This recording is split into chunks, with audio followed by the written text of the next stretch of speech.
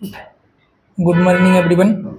आज के लेक्चर में हम देखेंगे पल्मोनरी सर्कुलेशन और कार्डियक या coronary circulation and systemic circulation, right. तो फर्स्ट वन हम देखते हैं pulmonary circulation, right. Pulmonary circulation जो आपका हार्ट का राइट साइड है, तो राइट साइड का जो पोर्शन होता है यहाँ पर कौन सा ब्लड होता है? Deoxygenated blood. और डीऑक्सीजनेटेड ब्लड जो वेन्स होती है, मतलब जो आपकी वेना के बाहर वेन्स है और वेन्यूल्स है, वो वापस से कैरी करके लाती है, ब्रिंग करके लाती है कहाँ से? हमारे सिस्टमिक सर्कुलेशन से। जो टिश्यू लेवल पर जो आपका ऑक्सीजनेटेड ब्लड गया था आपके सिस्टमिक सर्कुलेशन के थ्रू कहाँ तक? सेल्स तक और टिश्यू लेवल तक। वहाँ पर क्या किया उसने? ऑक्सीजन को डिलोड किया और CO2 को लोड करके कैरी किया, और कहाँ तक लेकर के आता है? आपके राइट एट्रियम तक हार्ट के। तो हार्ट का जो राइट वाला पोर्शन होता है वहाँ पर क्या होता है? आपका डीऑक्सीजनेटेड ब्लड होता है, इम्प्योर ब्लड होता है। स्पेशली जो भी कैरी करता है, तो left side of the heart आपका जो पंप करता है वो करता है सिस्टमिक सर्कुलेशन के लिए, और right side of the heart जो ब्लड को पंप करता है वो करता है आपके पल्मोनरी सर्कुलेशन के लिए ना। तो पल्मोनरी सर्कुलेशन के लिए सबसे पहले आपका जो डीऑक्सीजनेटेड ब्लड है वो रिसीव होता है। कहाँ से रिसीव होता है? आपका सिस्टमिक सर्कुलेशन से, सेल्यूलर लेवल से। दोनों जो आपकी इंफीरियर और सुपीरियर वेना के पास है वो ब्लड को ब्रिंग करती है कहाँ तक? आपके लेफ्ट एट्रियम में, राइट। लेफ्ट एट्रियम में जैसे रिसीव होता है, और लेफ्ट एट्रियम में रिसीव होने के बाद ये जो ब्लड है पूरा आपका कहाँ पर इजेक्ट हो जाता है? एट्रियोवेंट्रिकुलर वॉल्व के थ्रू आपका जो ब्लड है वो आ जाता है आपका राइट वेंट्रिकल्स में, ठीक है। राइट वेंट्रिकल्स में आपका ब्लड आ गया, और राइट वेंट्रिकल्स जैसे ही पूरा फुल होता है उसके बाद ये आपका पल्मोनरी ट्रंक में जाता है ना। सेमिलुनर वॉल्व ओपन होता है, ये भी वॉल्व क्लोज होता है, प्रेशर जनरेट होता है राइट वेंट्रिकल्स में, और बाहर से ब्लड जाता है आपका पल्मोनरी ट्रंक में, मीन्स पल्मोनरी आर्टरीज में। पल्मोनरी आर्टरीज की दो ब्रांच हो जाती है आगे चल के, लेफ्ट और राइट। लेफ्ट साइड वाली आपके लेफ्ट लंग्स में जाती है, और राइट साइड वाली जो है राइट लंग्स में। अभी तक जो ब्लड था यहाँ पर वो कौन सा था? हमारा डीऑक्सीजनेटेड, मीन्स यहाँ पर ऑक्सीजन का जो अमाउंट है वो लेस था और CO2 का अमाउंट ज़्यादा था, है डीऑक्सीजनेटेड ब्लड जो कि सिस्टमिक सर्कुलेशन से रिसीव हुआ था। तो ये जो ब्लड है दोनों साइड के आपके लंग्स में जाता है, और लंग्स में जो CO2 ने लोड किया था उसको अनलोड करता है, गैसेस का एक्सचेंज होता है। CO2 आपके एल्वियोलाई ऑफ लंग्स में एक्सचेंज होती है और O2 को लोड करता है। O2 को लोड करने के बाद इतना जो सर्कुलेशन है, ये जो सर्कुलेशन होता है इसको हम बोलते हैं पल्मोनरी सर्कुलेशन। स्टार्टिंग कहाँ से होती है इसकी? Right side of the ventricle से स्टार्टिंग होती है। राइट साइड वाला कार्डियक का जितना भी चेम्बर होता है उसमें डीऑक्सीजनेटेड ब्लड होता है, इम्प्योर ब्लड होता है। स्टार्टिंग कहाँ से होती है? एट्रियम में रिसीव होता है, एट्रियम के बाद इजेक्ट होता है आपका, फिल होता है वेंट्रिकल्स में, वेंट्रिकल इसको फर्दर इजेक्ट करता है पल्मोनरी ट्रंक में। पल्मोनरी ट्रंक में आपकी जो पल्मोनरी आर्टरी है इसकी दो डिवीजन होता है, दो ब्रांच होता है, एक लेफ्ट साइड में डिवाइड हो जाती है, एक राइट में। राइट वाली जो होती है राइट के लंग्स में लेके जाती है, लेफ्ट वाली लेफ्ट में। तो अभी तक जो ब्लड था इसमें O2 थी, वो सॉरी CO2 था, तो CO2 को गैस को एक्सचेंज करता है लंग्स के एल्वियोलाई से, बाहर से CO2 को दे देता है और O2 को रिसीव करता है, राइट। अब ब्लड का यहाँ पर एक्सचेंज हो गया लंग्स में। अब पल्मोनरी आर्टरीज का काम था सिर्फ ब्लड को पहुँचाने का। वापस जो ब्लड आता है ऑक्सीजनेटेड होके, प्यूरिफिकेशन होके, शुद्ध होके, वो आपका लेफ्ट एट्रियम का जो लेफ्ट साइड ऑफ हार्ट है इसका फंक्शन यहाँ से खत्म हो जाता है। It is known as the pulmonary circulation. इसको क्या बोलते हैं? Pulmonary circulation. इसके बाद जो पल्मोनरी वेन्स है, पल्मोनरी वेन दोनों साइड के लंग्स से हमारी रिसीव होती है, और पल्मोनरी वेन्स कहाँ पर आके एंड होती है? आपकी लेफ्ट साइड ऑफ एट्रियम में, right. Left side of atrium में ऑक्सीजनेटेड ब्लड होता है, वो ऑक्सीजनेटेड ब्लड रिसीव होता है आपका, रिटर्न आता है आपके ऑक्सीजनेटेड होके, और राइट लेफ्ट साइड का जो एट्रियम है उसमें रिसीव होता है। लेफ्ट साइड का एट्रियम में रिसीव होता है, जैसे ही वो पूरा फुल हो जाता है, मसल्स कांटेक्ट करती हैं, कांटेक्ट करने के बाद वापस से जो ब्लड है वो फिल हो जाता है लेफ्ट साइड ऑफ वेंट्रिकल्स में। लेफ्ट साइड ऑफ वेंट्रिकल्स जैसे ही पूरा फुल होता है वो कांटेक्ट करता है, कांटेक्ट होने के बाद जो ब्लड है वो आपका एरोटिक ट्रंक में जाता है, एरोटा में जाता है। एरोटा में जाने के बाद सिस्टमिक आर्क ऑफ एरोटा से आपके चेस्ट के ऊपर वाले पार्ट में पूरा जो ब्लड है वो डिवाइड हो जाता है। उसके बाद ब्लड है जो आपका डिसेंडिंग करके नीचे आती है वो एरोटा, जिससे कि आपका सिस्टमिक सर्कुलेशन में जितने भी आपके ऑर्गन्स हैं अलग अलग डिवाइड होते जाता है, और पूरे जो आपके ऑर्गन है, आपका जीआई ट्रैक है ना, लंग्स है, उसके बाद फिर आपके जितने भी ग्लैंड्स हैं सभी जगह पर पूरा डिस्ट्रीब्यूट हो जाता है कम्प्लीटली ब्लड आपका ऑक्सीजनेटेड ब्लड है ना। जो right side left side of जो लंग्स होता है उसमें होता है आपका ऑक्सीजनेटेड ब्लड, जो कि आपका प्योर ब्लड होता है, जिसमें आपका लंग्स से रिसीव होता है ब्राइट रेड कलर का ब्लड होता है, जिसको हम बोलते हैं ऑक्सीजनेटेड ब्लड, जो कि लंग्स से रिसीव होता है, और ये रिस्पॉन्सिबल होता है सिस्टमिक सर्कुलेशन के लिए, राइट साइड ऑफ कार्डियक का चेम्बर, राइट।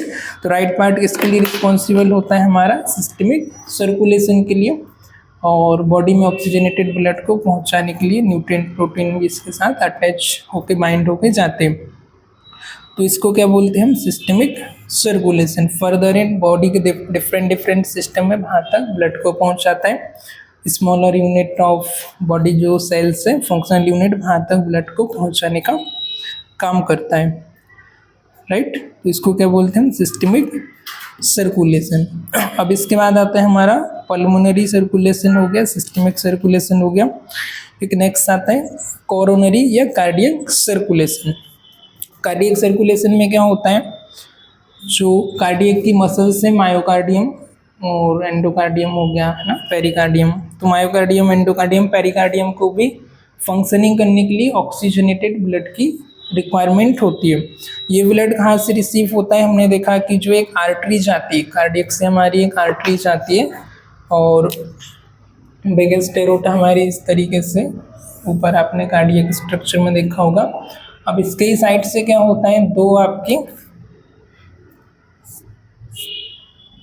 कोरोनरी आर्टरी और कोरोनरी वेन्स आती हैं, जो कि आपके कार्डियक की मसल से उसको ऑक्सीजनेटेड ब्लड को सप्लाई करने का इनका काम होता है। कोरोनरी आर्टरीज आती है और कोरोनरी वेन्स है ना। कोरोनरी आर्टरीज जो है ऑक्सीजनेटेड ब्लड कार्डियक को कोरोनरी साइनस के थ्रू सप्लाई करती है। उसके बाद कोरोनरी वेन्स आती है जो डीऑक्सीजनेटेड ब्लड को लेकर के आती है, आपके एट्रियम में रिसीव होता है और वो बाद में आपका लंग्स में पहुंच जाता है, राइट। तो इसमें किस किस का रोल होता है, कोरोनरी आर्टरीज का, कोरोनरी कार्डियक वेन का और कोरोनरी साइनस का।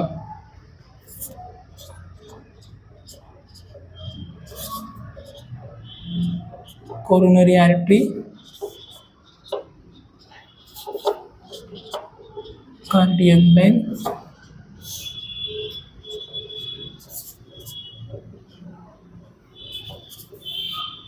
And coronary sinus.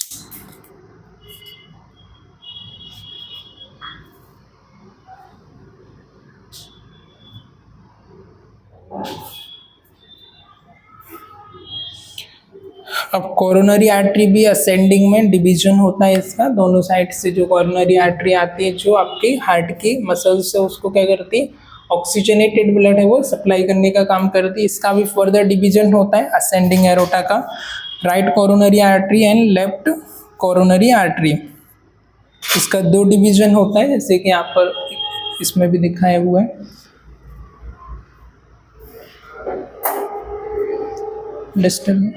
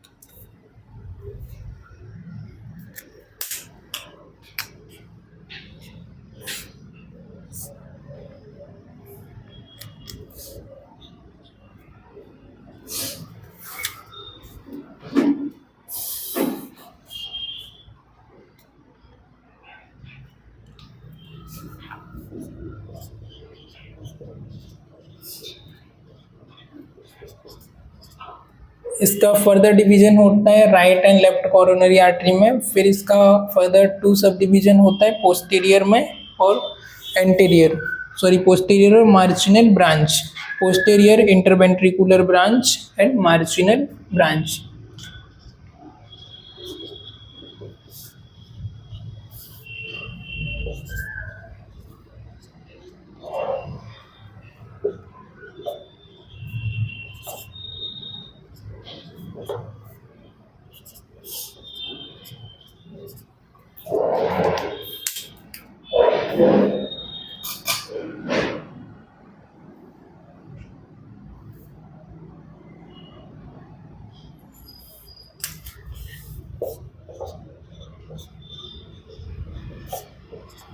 इसका क्या काम होता है, supply blood to the walls of,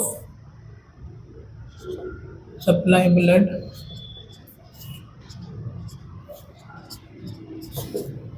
to the walls of ventricles.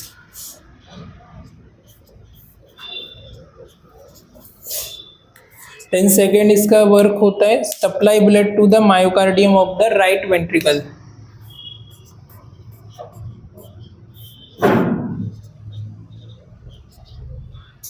supply blood to the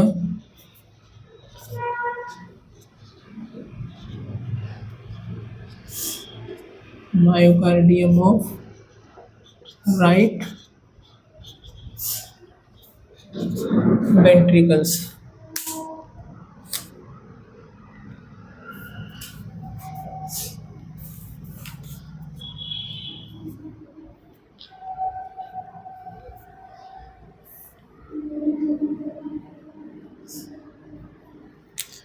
इसकी फर्दर 2 ब्रांच होती है। फर्स्ट जो होती है आपकी anterior interventricular and circumflex branch.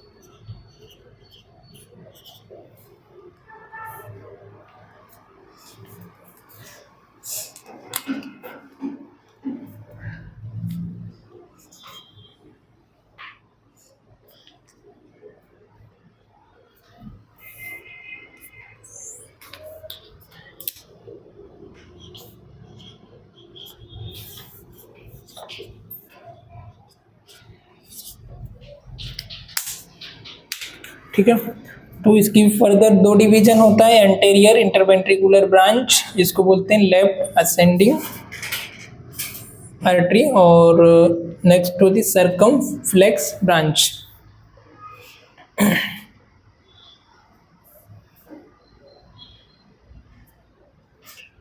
Left anterior descending artery और सर्कमफ्लेक्स ब्रांच।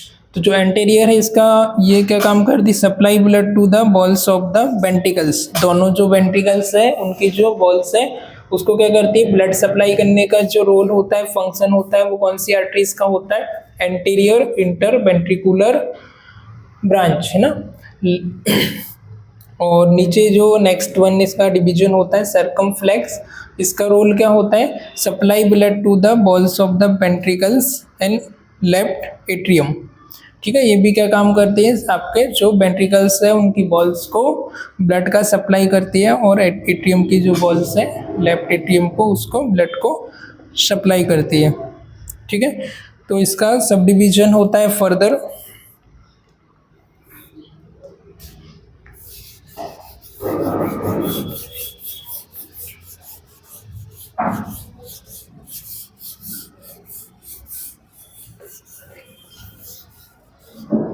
ये जो सर्कुलेशन है इसको हम बोलते हैं कोरोनरी सर्कुलेशन, जिसमें क्या होता है आपकी कोरोनरी आर्टरीज होती है, कोरोनरी वेंस और कोरोनरी साइनस। कोरोनरी आर्टरी क्या करती है, जो ऑक्सीजनेटेड ब्लड होता है उसको आपकी कार्डियक की जो मसल्स है उसको ब्लड को सप्लाई करती है ऑक्सीजनेटेड ब्लड।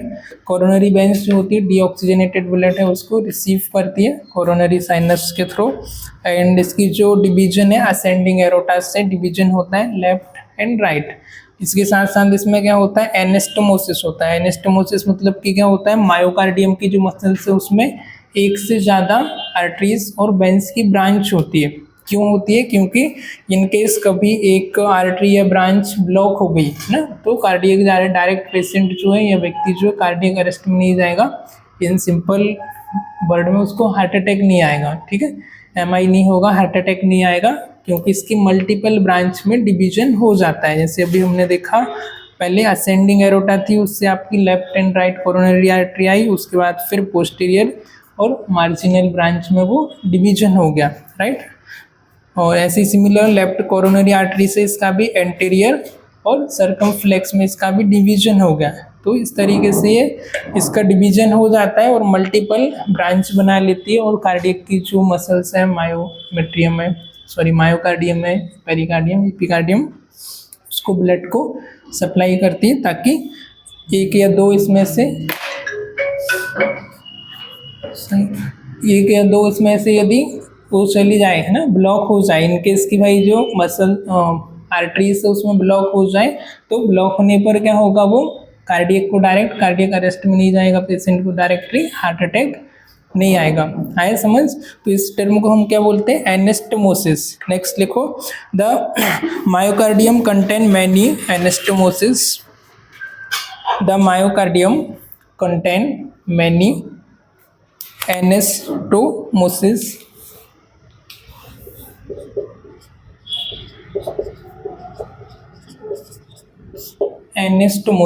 एनेस्टोमोसिस को ब्रैकेट में लिखो, कनेक्शन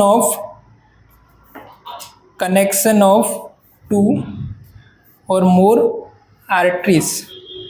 एनेस्टोमोसिस का मतलब होता है कनेक्शन ऑफ टू और more arteries between branch of same और different coronary arteries, between branch of same और different coronary arteries.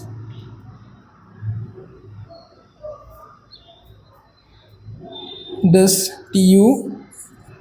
THUS, thus the heart muscles receive sufficient O2 even if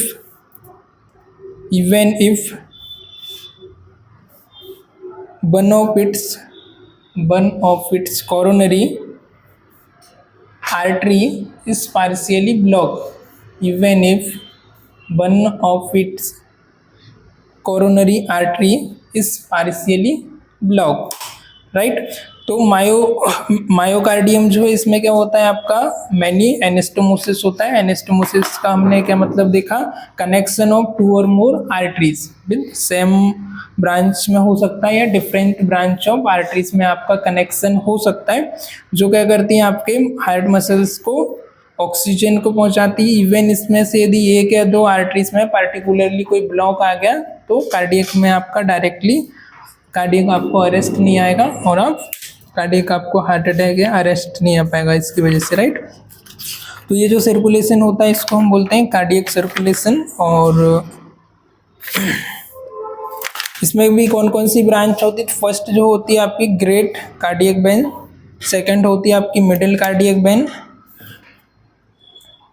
small cardiac when and anterior cardiac when. First है great cardiac vein, second है middle cardiac vein,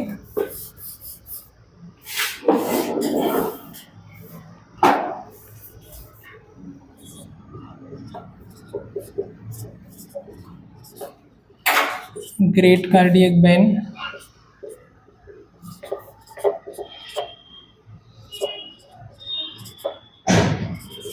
middle cardiac vein,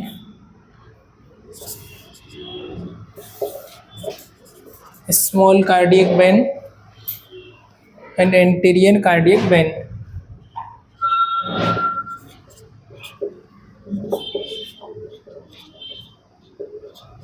anterior cardiac when, ठीक है।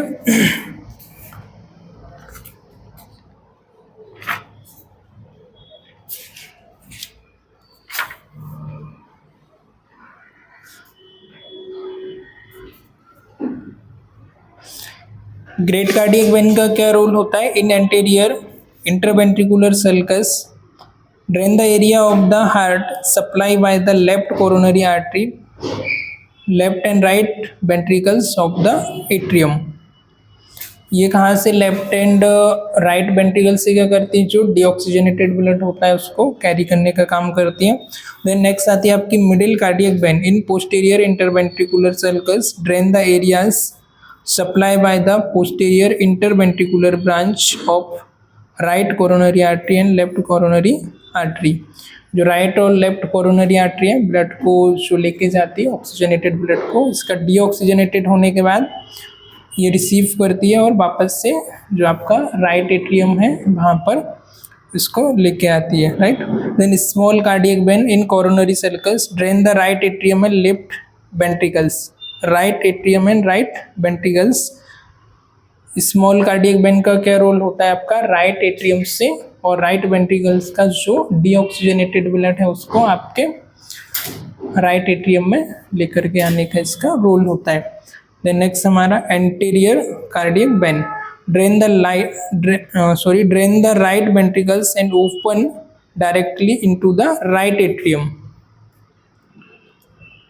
ये कहाँ से drain करती है? आपकी राइट वेंट्रिकल से और डायरेक्टली ओपन होती कहाँ पर? आपके राइट एट्रियम में। कौन सी? Anterior cardiac vein. ब्लड को कहाँ से ड्रेन करती है? ये आपका लेफ्ट राइट वेंट्रिकल से और डायरेक्टली ओपन होती है आपके राइट एट्रियम में। ओके, और करो वीडियोस। ओके, सो नेक्स्ट जो हमारा सर्कुलेटरी सिस्टम में, राइट। तो सर्कुलेटरी सिस्टम जैसे कि हमने देखा कार्डियक से जो हमारा लेफ्ट साइडेड ऑफ हार्ट होता है वहाँ से क्या होता है? हमारा सिस्टमिक सर्कुलेशन स्टार्ट होता है। कहाँ से होता है? इसका शुरुआत जो होती है वो आपके लेफ्ट साइड ऑफ एट्रियम है। वहाँ पर क्या होता है? आपका ऑक्सीजनेटेड ब्लड रिसीव होता है आपके बोथ साइड ऑफ लंग्स से, राइट। ऑक्सीजनेटेड ब्लड रिसीव होता है और ऑक्सीजनेटेड ब्लड जैसे ही एट्रियम फुल होता है वेंट्रिकल्स में आपका ब्लड जो है इसेक्ट हो जाता है, वेंट्रिकल्स में फिलिंग हो जाती है। और जैसे ही वेंट्रिकल्स फुल होता है उसके बाद क्या होता है? कॉन्ट्रैक्शन होता है वेंट्रिकल्स में, लेफ्ट वेंट्रिकल्स में कॉन्ट्रैक्ट करता है और कॉन्ट्रैक्ट करने के बाद क्या होता है? सेमिलूनर वॉल्व जो है ओपन हो जाता है, एरोटिक वॉल्व ओपन होता है और जो एरोटा है उसके ट्रंक में जो ब्लड है वो इजेक्ट हो जाता है। उसके बाद क्या होता है? एरोटा, आर्क ऑफ एरोटा हमने देखा था 3 आर्क होती है हमारी एरोटा में, तो वो 3 आर्क ऑफ एरोटा से क्या होता है? ब्लड स्टॉप कर दो उसको।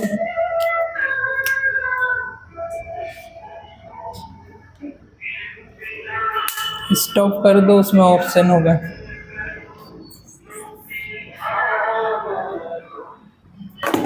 तो इसमें क्या होता है? 3 आर्क होती है। आर्क ऑफ एरोटा हमने देखा, आर्क ऑफ एरोटा से क्या होता है? आपका जो ब्लड है वो चेस्ट के ऊपर वाले पार्ट में जाता है,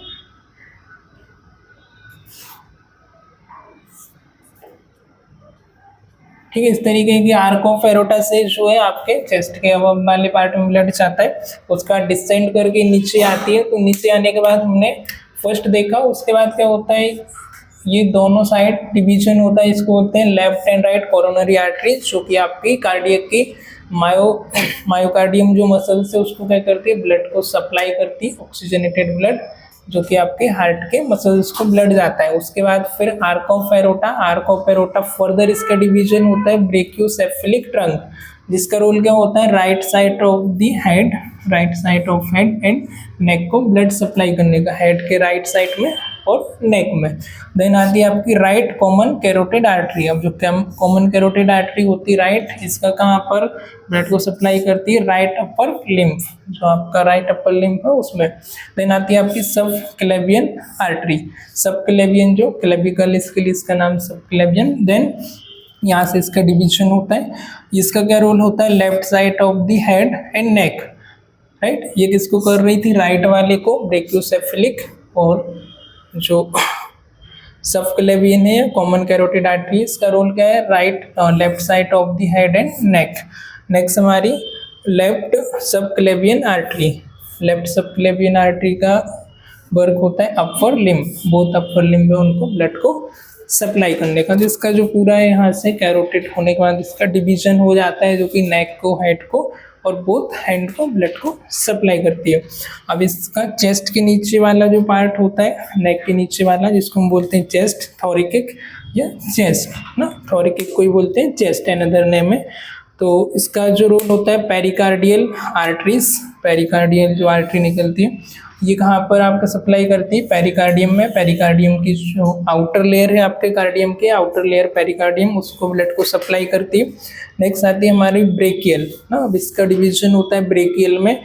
तो ये bronchi of the lungs, bronchi क्या होती है, जैसे कि ये लंग्स का है हमारा, ट्रेकिया होता है, ट्रेकिया के बाद एक दो पार्ट में डिवाइड होती है ब्रोंकी, इसको हम बोलते हैं ब्रोंकी है ना। उसके बाद और छोटे छोटे पार्ट में डिवाइड हो जाती है, वो होती है ब्रोंक्यूल्स, और फिर छोटी छोटी एल्वियोलाई होती है, ग्रेप्स लाइक स्ट्रक्चर, तो उसको ब्लड सप्लाई करती है ब्रोंकी ऑफ द लंग्स को। देन ईसोफेगस, ईसोफेगस जो कि हमारा फूड पाइप होता है जिससे हम खाना खाते हैं, तो ईसोफेजियल आर्टरी होती है वो ईसोफेगस को करती है। इसका फर्दर डिवीजन होता है मीडियस्टिनम, जो हमारा स्टर्नम की स्ट्रक्चर है, वहाँ पर ब्लड को सप्लाई करती है। देन पोस्टेरियर इंटरकोस्टल, इंटरकोस्टल जो दोनों जो आपकी रिब्स केस के बीच का स्पेस होता है उसको बोलते हैं इंटरकोस्टल स्पेस। तो इंटरकोस्टल एंड चेस्ट जो मसल्स होती है आपकी चेस्ट में, यहाँ पर जो मसल्स है इंटरकोस्टल स्पेस है, उसको जो ब्लड सप्लाई करने का रोल होता है वो कौन सी करती है, posterior intercostal artery. Then next है हमारी सब कोस्टल आर्टरी, जो इसका भी वही सेम रोल होता है सब कोस्टल का, और एंटीरियर तरफ करती है, पोस्टीरियर तरफ करती है। Then superior phrenic artery, right, phrenic जो आर्टरीज होती है ये किसको करती है, superior and posterior surface of the diaphragm, right, इसका याद रखना। फ्रेनिक मीन्स इसका कौन सी को करती है, आपका जो डायफ्राम है, डायफ्राम की एक मसल्स होती है जो आपके चेस्ट कैविटी को और एब्डोमिनल कैविटी को दो पार्ट में डिवाइड करती है और आपके लंग्स को पुश करती है ऊपर, उसको हेल्प करती है ऑक्सीजन को लेने में, रिलैक्स और कॉन्ट्रैक्ट करने में, राइट। अब फर्दर इसका डिवीजन होता है एब्डोमिनल एरोटा। एब्डोमिनल जो होती है वो आपके एब्डोमिनल पेल्विक में जितने भी ऑर्गन है उनको ब्लड सप्लाई करती है। उसके बाद आपकी लोअर लिम्ब, लोअर एक्सट्रीमिटीज में, ठीक है, पॉज कर दो। ओके, सो नेक्स्ट जो इसका डिवीजन है, this is the abdominal aorta. Abdominal वाले जितने भी पार्ट हैं उसको ब्लड सप्लाई करती है। एब्डोमिनल के साथ साथ हमारे जो ऑर्गन्स है, जैसे हमारा पेल्विक ऑर्गन है, पेल्विक के बाद जो लोअर लिम्ब के ऑर्गन है उनको क्या होता है, ब्लड को सप्लाई करती है। तो जिसमें इसका फर्स्ट जो डिवीजन होता है एब्डोमिन में, जो होता है हमारा इंफीरियर फ्रेनिक आर्टरी। फ्रेनिक मतलब जो आपने डायफ्राम को ब्लड सप्लाई कर रही थी, हमने देखा, तो हमारे चेस्ट वाले रीजन में भी थी, पर वो सुपीरियर डायफ्राम में कर रही थी। इसका रोल होता है इंफीरियर साइड ऑफ डायफ्राम में क्या करना, ब्लड को सप्लाई करना। देन आपकी सीलियक ट्रंक, सीलियक ट्रंक भी इसमें रोल होता है एब्डोमिनल में। उसके बाद फिर आती है हमारी common hepatic artery. Common hepatic का मीन्स होता है लीवर, तो एक इसको ब्लड सप्लाई करती है लीवर को। कुछ आर्टरीज ऐसी जो कि कॉमन एसोसिएटेड जो स्ट्रक्चर है नियर बाय, तो वो दोनों को करती है, इसोफेगस को भी कर रही है और स्टोमक को भी कर रही है, स्प्लीन को और पेनक्रियास को, राइट। तो नेक्स्ट जो है left gastric artery. Left gastric artery किसको सप्लाई करती है, गैस्ट्रिक मीन्स होता है आपका स्टोमक, तो स्टोमक को कर रही है, और साथ ही साथ इसोफेगस जो फूड पाइप होता है जिससे हम खाना खाते हैं उसको। अगली जो है हमारी स्प्लीनिक आर्टरी है। जो स्प्लीनिक मतलब स्प्लीन है, तो ऑब्वियसली बात है फर्स्ट स्प्लीन को करेगी, साथ में पेनक्रियास होता है उसके साइड में तो पेनक्रियास को, और स्टोमक भी साइड में होता है तो स्टोमक को भी ब्लड का सप्लाई कर देती है। नेक्स्ट जो है सुपीरियर मीसेंट्रिक, मीसेंट्रिक मतलब होता है आपकी इंटेस्टाइन, राइट। तो किसको कर रही है, स्मॉल इंटेस्टाइन को, सीकम को, और लार्ज इंटेस्टाइन में आपका असेंडिंग ट्रांसवर्स, कॉलन मतलब लार्ज इंटेस्टाइन, असेंडिंग ट्रांसवर्स उसके जितने भी पार्ट हैं सभी में ब्लड को सप्लाई करने का रोल हो रहा है, साथ ही साथ पेनक्रियास को भी। अब सुपीरियर सुप्रा रीनल, सुप्रा मतलब ऊपर, रीनल के ऊपर जो ग्लैंड होती है जिसको बोलते हैं adrenal gland, supra renal gland. तो जो सुप्रा रीनल आर्टरी किसको कर रही है, सुप्रा रीनल ग्लैंड है उसको। देन रीनल आर्टरी किडनी को कर रही है आपकी, रीनल को। उसका बाद गोनाइडल, जो गोनेट्स होती है, मेल में टेस्टिस होते हैं, तो टेस्टिकुलर जो आर्टरी है वो टेस्टिस को, फीमेल में ओवरीज होती है, फीमेल गोनेट, तो ओवरी को कर रही है वो। उसके बाद आपका इन्फीरियर मीसेंट्रिक, इन्फीरियर जो नीचे मीसेंट्रिक आर्टरी आती है, डिसेंडिंग में जो हमारी लार्ज इंटेस्टाइन है, ट्रांसफर को, डिसेंडिंग को, एंड सिग्मोइड कोलन को, साथ ही साथ रेक्टम को ब्लड का सप्लाई करती है। नेक्स्ट जो होती है इसके बाद का जो डिवीजन है कॉमन इलियक। अब कॉमन इलियक एक्सटर्नल और इंटरनल दो में डिवाइड हो जाती है। तो जो लोअर लिम्ब को करती है आपकी कॉमन इलियक, दोनों लोअर लिम्ब को। साथ ही साथ क्या होता है यूट्रस, जो इंटरनल है वो यूट्रस को कर रही है, प्रोस्टेट को कर रही है एक्सटर्नल, उसके बाद यूरिनरी ब्लैडर को इंटरनल, और तो इस तरीके से जो ऑर्गन्स है उनको ब्लड पूरा सप्लाई करती है। जो ज़्यादा जो डिवीजन होता है लार्ज जो होती है वो होती है एब्डोमिनल एरोटा। तो ये एब्डोमिन से ही शुरू हो जाती है हमारे डायफ्राम के नीचे वाले पार्ट से, और पूरे लोअर लेग को भी ब्लड सप्लाई करने का इसका रोल होता है, ठीक है। तो धीरे धीरे करके ये फर्दर छोटी छोटी ब्रांचेस में डिवीजन हो जाती है, जिसमें एरोटा आता है सबसे पहले, आर्टरीज और कैपिलरीज ना। कैपिलरीज जो होता है टर्मिनल एंड होता है, लास्ट होता है, जो कि हमारे टिश्यू या सेल्स लेवल तक ब्लड को पहुंचाने का काम करती है। उसके बाद इसके साथ हमारी वेन्यूज जुड़ जाती है, वेन्यूज वापस से डीऑक्सीजनेटेड ब्लड को कैरी करती है, उसको कलेक्ट करती है, और आपके वेन्यूज के बाद आपके वेंस में आता है, फिर वेना कावा में, और आपके right side of the atrium में, राइट। फिर से ये प्रोसेस है वो रिपीट होती है। तो it's all about systemic circulation. तो इसको हम बोलते हैं सिस्टमिक सर्कुलेशन। सिस्टमिक मीन्स कि पूरा सिस्टम के हिसाब से हमारी कंप्लीट बॉडी है, कार्डियक से वहाँ से एक चेम्बर से पंप होके एक side of the left side of heart से ऑक्सीजनेटेड ब्लड हमारी पूरी बॉडी में सिस्टम वाइज फ्लो हो रहा है, उसको बोल रहे हैं हम सिस्टमिक सर्कुलेशन, राइट। इसमें हमने इसका एक टेबल देखा और इसका फ्लो चार्ट और टेबल, इस तरीके से पूरी हमारी बॉडी में ब्लड को ट्रांसपोर्ट होता है, स्प्रेड होता है। उसके बाद जो वापस एक इसका पूरा नेटवर्क रहता है, राइट। तो जब शुरू होती है थोड़ी ज़्यादा लार्ज होती है कार्डियक से, धीरे धीरे करके छोटी छोटी ब्रांचेस में डिवीजन हो जाता है। जैसे कि एक मोटर रहती है, और मोटर से हम देखते हैं कि जो पानी आता है हमारी सोसाइटी में, तो कैसे आता है, वो एक टंकी रहती है बड़ी सी, टंकी से फिर धीरे धीरे करके छोटे छोटे पाइपलाइन आते हैं, फिर हमारे घर के किचन तक पानी आता है, घर तक आता है ना नहाने धोने का। तो ऐसे ही सिमिलर कार्डियक जहाँ से मोटर रहती है, जहाँ से पंप करता है, और धीरे धीरे करके उसकी छोटी छोटी ब्रांचेस में डिवीजन होता जाता है, और वो बॉडी के स्मॉलर यूनिट सेल से टिश्यू लेवल तक पहुँचता है, और वहाँ से वापस आने का जो काम होता है वो हमारी वेंस का होता है, ठीक है। आर्टरी सिर्फ क्या करती है, एक्सेप्ट पल्मोनरी आर्टरीज को छोड़ करके जितनी भी आर्टरी होती है उनमें ऑक्सीजनेटेड ब्लड होता है, और accept pulmonary vein, pulmonary vein को छोड़ करके जितनी भी वेन्स होती हैं उसमें डीऑक्सीजनेटेड ब्लड होता है, ठीक है। तो ब्लड ब्रिंग करने का काम किसका होता है, वापस से डीऑक्सीजनेटेड ब्लड को वेन्स का, वेन्यूज का, वेना कावा का। आर्टरीज का, आर्टेरियोल्स का, कैपिलरीज का क्या काम होता है, ऑक्सीजनेटेड ब्लड को, न्यूट्रिएंट ब्लड को बॉडी के different different part, different different organ तक पहुंचाने का, ट्रांसपोर्ट करने का। आया समझ।